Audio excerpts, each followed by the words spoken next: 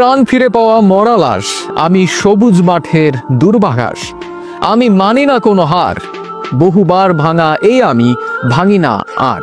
হারকে করি সংহার, আমি নেইমার, দমে যাওয়া থেমে যাওয়ার সময় নেই আমার। ভেঙেছে মাজা, তবুও সোজা হয়ে দাঁড়িয়েছেন। পায়ের ভাঙা হাড় নিয়েও কত নিপুণ ফুটবল শিল্প এঁকেছেন। কিংবদন্তি বনে যাওয়ার পথে হোঁচট খেয়ে বনে গেছেন মাঠের অভিনেতা। একজন সত্যিকারের অভিনেতা, যে গত 5 বছরে 17টি বড় ইনজুরি নিয়েও আবার মাঠে ফিরে আসেন।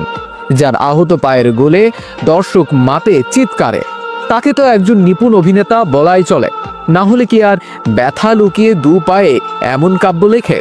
2003 সালে মাত্র 9 বছর বয়সে পেলের স্মৃতি বিজড়িত ক্লাব সান্তোসের নাম লেখান। বিভিন্ন মর্যাদাক্রম অতিক্রম করে তিনি মূল দলে নিজের জায়গা করে নেন। তিনি সান্তোসের হয়ে প্রথম আবির্ভাব করেন 2009 সালে। 2009 সালে তিনি কম্পেনাতো পুলিস্তার শ্রেষ্ঠ যুবা খেলোয়াড় নির্বাচিত হন। পরবর্তীতে সান্তোসে 2010 কম্পেনাতো পুলিস্তা জয় করেন। 2010 সালে কোপা দা ব্রাজিলে 11 গোল করে সর্বোচ্চ গোলদাতা পুরস্কার পান। তো গাইস, যারা নেইমারকে ভালোবাসেন অবশ্যই লাইক কমেন্ট করে শেয়ার করে যাবেন ভিডিওটা, কারণ এই ভিডিওতে আছে নেইমারের জীবন কাহিনী। নেইমার একটা this is the brand. Neymar Brazil অনূর্ধ্ব 17, অনূর্ধ্ব 20 এবং ব্রাজিল মূল দলে প্রতিনিধিত্ব করেছেন। মাত্র 19 বছর বয়সে 2011 এবং 2012 সালে দক্ষিণ আমেরিকার বর্ষসেরা ফুটবলার নির্বাচিত হন নেইমার। 2013 মৌসুমে সান্তোসের সঙ্গে গাঁটছড়া ছিন্ন করে যোগ দেন স্বপ্নের ক্লাব বার্সেলোনায়। 57 মিলিয়ন ইউরো ট্রান্সফার ফিতে নেইমার বার্সেলোনার সঙ্গে 5 বছরের চুক্তি করেন। 2015 সালে ফিফা ব্যালন ডিওরের জন্য 3 জনের সংক্ষিপ্ত তালিকায় জায়গা পান নেইমার, যেখানে তিনি মেসি ও রোনালদোর পরে তৃতীয় হন।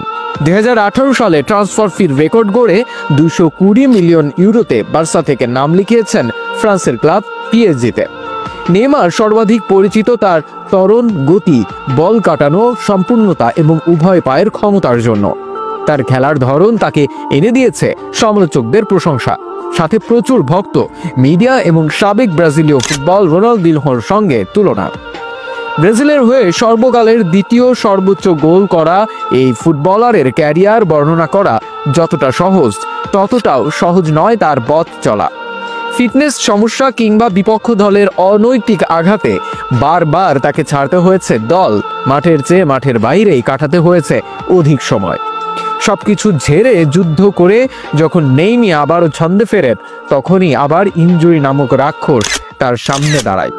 তবে প্রতিকূলতাকে প্রতিরোধ করে নেইমারের লড়াই চলছে নিজেকে অনন্য উচ্চতায় নেওয়ার প্রস্তুতি। যদিও প্রস্তুতির সময় নেই এখন। শারীরিক প্রতিবন্ধকতা আর মিডিয়ার চাপে ইতোমধ্যেই ইঙ্গিত দিয়েছেন বিশ্বকাপের পর অবসর নেওয়ার। হয়তো খুব শীঘ্রই জাতীয় দলকে বিদায় বলবেন এই ফুটবল প্রিন্স। তবে সেই শীঘ্রইটাই যেন দেরিতে আসে ভক্তদের, সেটাই